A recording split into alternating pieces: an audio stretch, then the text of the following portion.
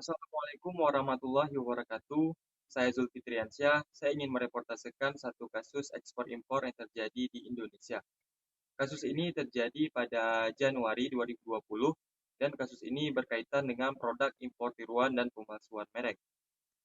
Kasus ini berawal dari temuan petugas Bea dan Cukai Pelabuhan Tanjung Perak, Surabaya terhadap satu kontainer yang berisi pulpen palsu.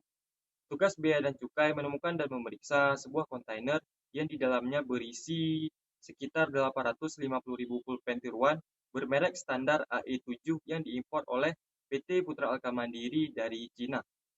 Nah, pulpen tiruan ini terungkap setelah petugas Bea dan Cukai mengecek dokumen dari kontainer yang berisi pulpen tiruan tersebut.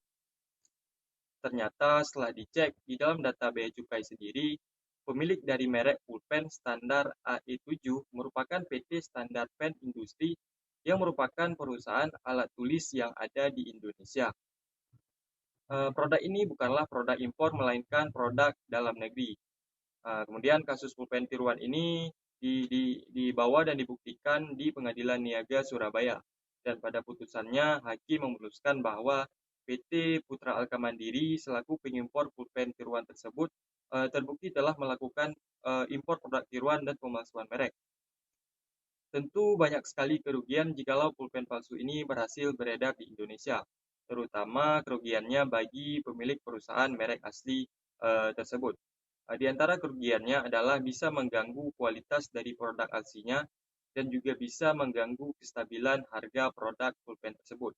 Nah, kalau kita tinjau dari hukum jual beli perusahaan, perbuatan mengimpor produk tiruan dan pemalsuan merek merupakan perjanjian jual beli yang batal demi hukum.